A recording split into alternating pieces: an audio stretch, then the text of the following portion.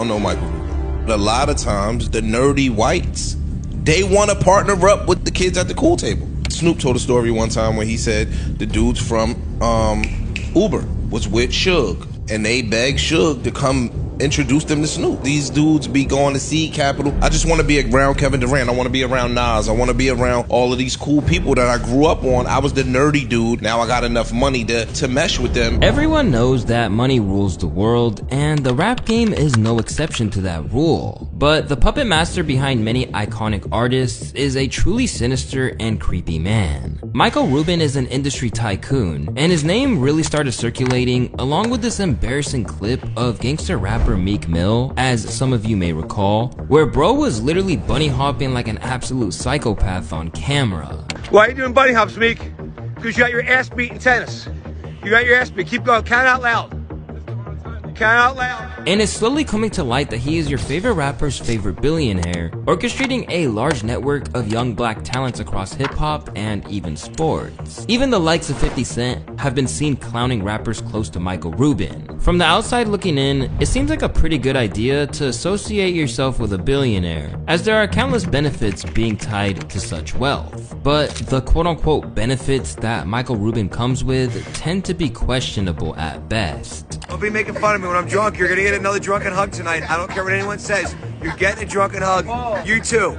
You too. Drunken hugs are coming tonight. And today we're gonna unpack the unsettling hold that Michael Rubin has on hip-hop culture. But before we get ahead of ourselves, we gotta understand his origins in the world of hip-hop and the power that he holds outside of the game that you'll see extends farther than anyone really knows. With 11 big B's to his name, it's hard to imagine Michael Rubin ever starting off with humble beginnings, but that's exactly how the story goes. Like many kids, he started shoveling snow when he was only 8 years old, and by the time he was 12, he had a ski repair shop that eventually raked in $125K a year. His keen eye for business carried into adulthood, and perhaps his most important money move came in an early investment with Fanatics, the top sports merchandise company in the entire world. This wasn't a one-off expense though. Rubin loved sports, and he eventually was inspired to purchase the Philadelphia 76ers and became its most popular owner, despite sharing the team with several others. And it was courtside at a Philly game where he met the gangster rapper Meek Mill, fresh off the scene after coming up with moving and raw bars like these. Some summer nights can even turn cold.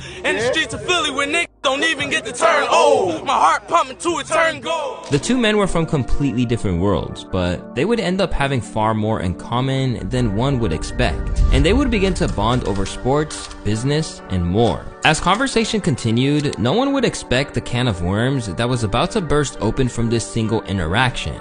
And it would change the course of modern rap entirely.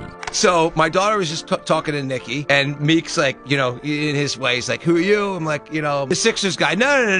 And then within a second, what I loved about Meek from the moment I met him, he just started peppering me with business questions. Like, hey, if I want to do this, how would you do that? And if I want to do this in sports, and if I want to put this deal together. And in a lot of ways, he was a similar version of me from a completely different environment. They continued to meet a few times as a friendship was truly beginning to form, and in their talks, Rubin would eventually learn about Meek Mill's ongoing legal struggle. One night, maybe we'd hung out at the games maybe 10 times, and we were at halftime, and I'll remember this for the rest of my life. I said, hey, I'm going with some friends to the Brigada afterwards. You want to come? He said, I'm not allowed. I'm like, do you need permission from your mom? It's literally what I said to him. I said, you need permission from your mom? I was joking. I was being a wise ass. Yeah. He's like, no, I'm on probation. I'm like, how's this probation thing work? He's like, I'm not allowed to leave. You can't go across the bridge. 10 minutes. He's like, I'm not allowed. I'll get arrested. I'm like, what'd you do again? You see, Meek Mill was under serious pressure from a 2007 incident involving a case where he was locked up for illegal firearm and possession. He got 2 years behind bars plus 5 years probation, and when his probation period was supposed to expire, a hard-ass judge continued to hold him on a legal leash. And things would not change for him as he grew older, even though his rap career was flourishing. In 2017, Meek picked up more probation charges for popping Willie and getting mixed up in an airport brawl, violating his current restrictions. And when Michael heard about his new friend's struggle and realized it was a problem on the judge's end, he decided to step in. I'm not gonna say who I called. I started calling people of importance to find out, is everything he's telling me true? Like, I was hearing like, All I was hearing was everyone loves him, but he's got this crazy judge. But you know what? I want to make sure I'm always on guard. If you're in my situation, you're always. And so I kept getting back. He's done everything he's been asked from a probation perspective.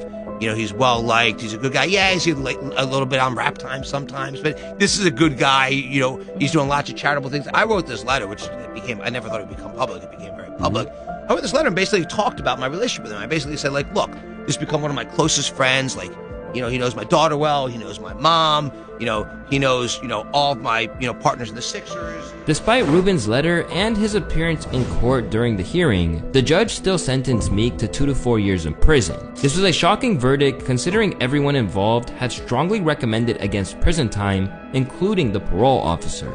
It was abundantly clear that the judge had a vendetta against the young Philly native, but lucky for Meek, he had a billionaire friend in his corner of the ring. I look at Meek, and he always wants to be Mr. Tough Guy. His eyes turn pink. You know, there's tears coming out of his eyes. I can't remember the last time anything made me tear up. I have tears coming out of my eyes, and I looked at him, I'm like, I will not stop until you're out of prison and she's off the bench. And that's exactly what he sought out to do, pouring over $6 million alongside Jay-Z to hire the best investigators and lawyers to fight for Meek's freedom. And to Millie, it meant the world. You're now sitting in an orange jumpsuit, and you're still smiling from ear to ear. I don't get it. Like he said, if it were me, I'd be so mad. How are you happy? Meek sat there. He thought about it for like a minute. He said, Robert, I've been sent to prison 3 times for never committing a crime. This is my entire life. I've been in and out of this thing my entire life. This is the first time people are fighting for me. You're here to see me today. You know, Michael's been here 20 times. There's a crusade to free Meek. This is the first time that's happened. All that effort was worth it in the end, as the judge would eventually get revealed to be super corrupt, even beyond the courtroom. Aside from multiple weird cases on her end, she was also secretly spying on Meek and even demanded he drop her name in a song. Some pretty strange behavior. But the real win in all this was for Michael Rubin, who was quickly being hailed as a model billionaire and culture icon. He kept riding this wave when he established the Reform Alliance with Jay-Z to combat legal system failures. We said we're going to get 1 million people that are on probation or parole that shouldn't be out of the system. There was 4.5 million people at the time. This is 3.5 years ago. We've already cleared a pathway for 650,000 people that are on probation or parole to get out earlier from the laws that we've changed. Michael Rubin was officially a hip-hop namesake, and the idea of having a rich white billionaire friend started sounding real good to young up-and-coming artists, especially this genuine, caring dude. Let's keep this real. When you're financially successful, it's easy to give money away. Okay, I give lots of money away. That's easy. What's hard is to do the work. But it wouldn't take long for the more sinister intentions of the richest man in rap to emerge from the most unseeming shadows. And it was too late for those that flocked to him. The friendship with Lil Baby, what was it about him and your guys' rapport that sort of connected you so much? He's a great guy. Baby is absolutely one of the best human beings in the planet. There's never been a thing I've asked him to help with, like from a charitable perspective with the Reform Alliance. There's never been anything. He's just such a great human being. I love his work ethic. When you hear his story, and I don't know anything about music. So when I met him the first time with Drake in the Bahamas in 2020, and he's telling me his story about, you know, he was in jail a couple years earlier. He never rapped, and now he's got this great, you know, kind of music career. You just want to root for the guy. Rubin's new influence pulled in big names, Lil Baby, Travis Scott, and Quavo, to name a few. Successful people hang out. It made sense at the time, especially given Michael's recent investment into Meek Mill. But a noticeable pattern began to emerge in these relationships that made people question his intentions. Why are you doing buddy hops, Meek? Because you got your ass beat in tennis. You got your ass beat. Keep going. Count out loud. Count out loud. Keep going. Keep going. Don't cheat on your buddy hops. They suck. Your buddy hops suck. You got 250 more to go. Super weird dynamic, and the internet exploded when they saw what was going on. Bro, this is some house slave type shit. I'm gonna hop for you, massa. When he lost, he went straight to hopping too. Man, the rap game is nothing but a modern day plantation. I discussed the situation in much more detail in my video about how Meek Mill destroyed his career. But one takeaway from that video is that this was all weird behavior for a man like Meek Mill. A respected street artist who really portrays the image of a gangster, it just felt really weird for him to do something like this. And due to all the negative publicity he was receiving, Meek Mill tried to explain that this was a game played in prison. But of course, that only got him flamed even more. someone tweeted at him, how much did they pay you to do this? This is the first time he's addressed it. Keep in mind, there's all these Diddy rumors about Meek. There's this, what I believe to be a fake audio about Meek and Diddy engaging in some wrestling for the cereal like he used to do with like he said he used to.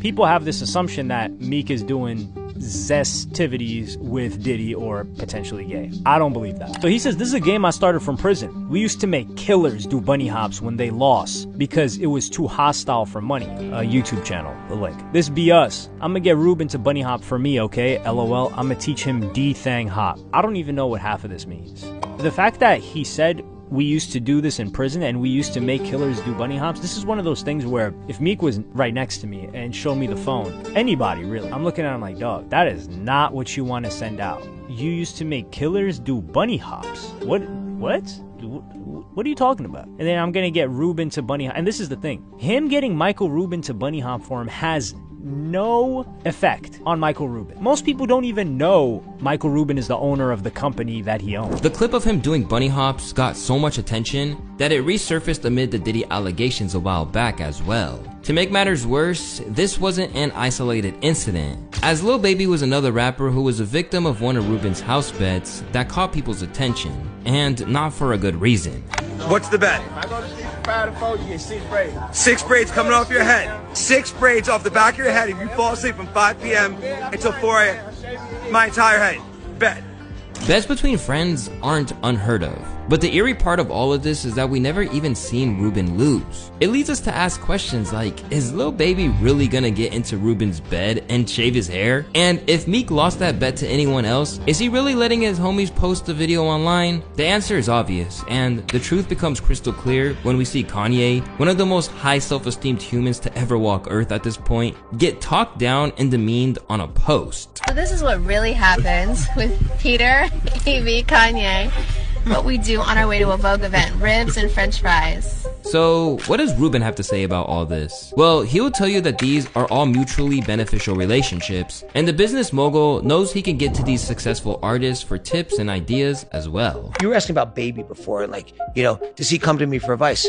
He comes to me for business advice all the time, but I go to him for advice on stuff too. I'll ask him like, hey, will this, you know, is this a good idea or a bad idea? While this could be true, the real benefit for Rubin, besides whatever freaky stuff is going on behind closed doors, is the marketing leverage that hip-hop superstars give him and his companies. And rather than being a pushover guy paying these rappers to be around and do his bidding, it really seems like Rubin is the guy calling the shots. Even in this incident with Meek Mill on a private jet. Mike, get up off me, dog. You heard me, Mike? Get up off me, man. Look, this man on my legs, y'all. Get this man. Don't be making fun of me when I'm drunk. You're gonna get another drunken hug tonight. I don't care what anyone says. You're getting a drunken hug.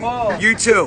You too. Drunken hugs are coming tonight. This isn't all speculation either, as we've seen him utilize a culture shifter like Lil Baby to promote his Fanatics gear on the track Merch Madness, a campaign where tons of merchandise was given out to fans. These rappers were playing chess, but Michael Rubin had them in checkmate from the beginning, pulling rappers into business endeavors and still capitalizing on their influence. His use of rappers as pawns is enough to make you speculate his intentions, but the real red flag begins to dissolve whenever we look at his more elevated social life, specifically his strange white parties. You gotta investigate this Michael Rubin party a little bit further.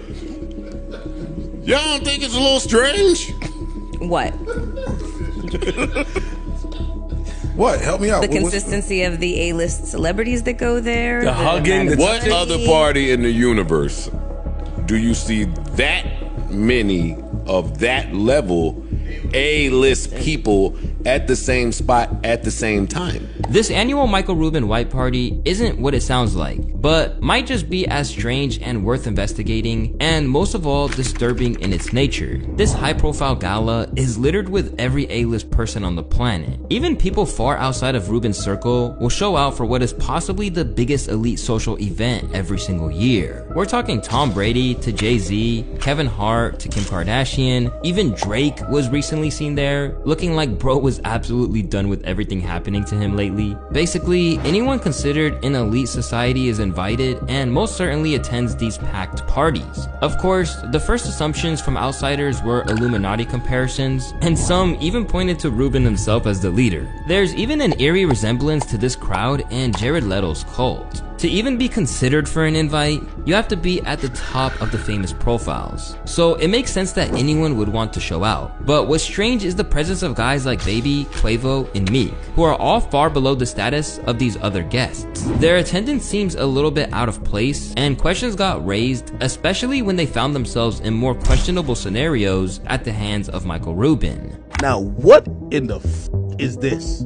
Ain't no fucking way these motherfuckers got him in a reverse Oreo and he's showing all teeth. That guy, Michael Rubin, he needs culture. I listened to him on a podcast and all he talked about was trying to sell to culture. Well, here's the thing. You having $1 billion don't matter if niggas don't fuck with you. So what is it in your benefit to do? Befriend niggas. Befriend the hottest, like throw the best parties. Who knows how much money? He probably lost millions off of this party.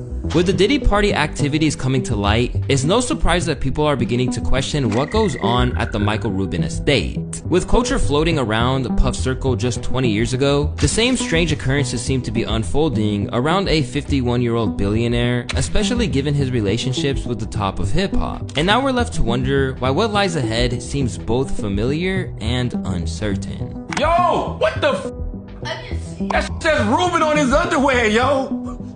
I just noticed that. Yo, Michael Rubin got the hose. Is that real? Yeah. Yo, that's crazy. Yo, is that real? Yeah. That's crazy. Yeah. God damn, bro. Yeah, Michael Rubin got a chokehold on this shit like I ain't seen somebody have a chokehold on this shit in a long time.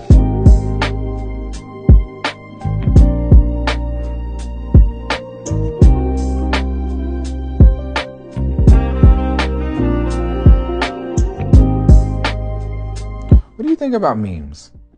Memes? Of you? Yeah, some of them be funny, some of them I really smack niggas for. You know what I'm saying? It's just, it is what it is. You know, what do you think of the James Harden memes? Like what? Like I don't play certain type games. Yeah. So even I see certain shit, it's just like, you know what I'm saying? I just say it. See the comedy. Push up on me with it. You know what I'm saying? See how that go. You know what I'm saying? Like I can't really get into it. Like, yeah. What I'm arguing and say, you feel me? Some days I get on my bullshit. I'm like, I'm gonna start commenting on nigga shit. I'm just start going. But I don't really got too much time to put into that. Not you. You know what I'm saying? Like, even the whole Mike Rubin thing. I was just gonna say. Like, I was just about to say. Bruh, I don't play with niggas, period. Right. You know what I'm saying? Like, on no funny weird shit. You feel me? I'm dapping Kuzman up. Mm-hmm. And Mike happy to see me. He run up on me. Right. I got 10 other pictures. We down there. We start down there. Bam, I'm telling his ass, Mike, I'll slam your ass on your neck. I'll break your neck in this. But we play like that. They white, so they don't really understand how I understand. Like, even when the picture came out before it went viral, I told them, like, Mike, I can't have pictures like that. Right. Even though me and you playing, bro, it's 100 people at the party. We in the middle of 100 people. There's nothing weird we could be doing in the party. Right. With all these people watching us. Right. But I know how small people's brains is, and then I already be knowing how much of people want to say something bad to me, bro. I literally, when that picture came out, I literally made Mike Rubin go to his security camera in his house, go to the footage and get the whole time. But I just never, like, I ain't even gonna post that shit on the internet. Right. I'm just like, that shit. Right. You feel me? Like, yeah, I ain't even trying to make it into this and making it to that. Like, man, just keep on going, because that's kind of like how I be doing with shit. But certain shit, like all that type shit, like that really bothered me. Right. You know what I'm saying? Because like how you saying, like how I grew up, like right. Certain shit just can't be on your name. You know what I'm saying? But it's like some shit is so dumb. It's like I won't even get into. I can't even stoop that level. Right.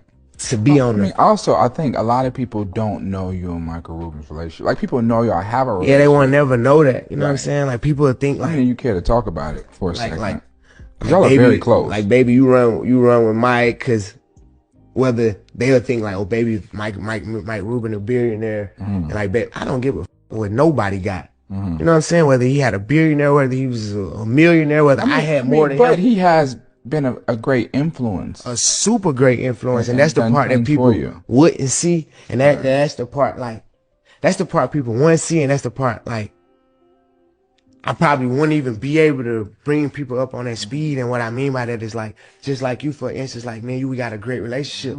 It ain't based on because, like, you Yachty the rapper or I'm Lil Baby the rapper. It's like what we personally then built. You know what I'm saying? And me and Mike Rubin, we had the best conversations ever. You know what I'm saying? Like, cause he also like damn near fascinated with the way I live, and I'm fascinated with the way he lives. So we like meet in the middle. You know what I'm saying? Like I'm trying to tell him like all the black moguls, and I ain't gonna say all, cause Swiss Beats, he's the one. You know what I'm saying? Sure. For sure. Like he's one of the only, one of the few. So like I look for people like that. I like back when I was a kid, I always wanted to hang with the people who got more than me. I don't want to be hanging with the guys who I gotta tell them all the time. Yeah. That's already my role. So in order for me to stay sharp, I gotta deal with other people who got more than me, who already done did shit, who already done been through stuff. You think these billionaire men are just hanging out with these black rappers for no reason? No, it's for those photo ops. That picture went viral, but don't let them make you disrespect yourself and do all that. No, You got you jumping, bunny hopping. I know Meek Mill probably making some money, cause I ain't heard the rap since he started hanging with that goddamn dude. These dudes go too far past boundaries. Either they want to kiss up and hug up on your girl, or they want to kiss up and hug up on you. Either way it goes, it's a violation.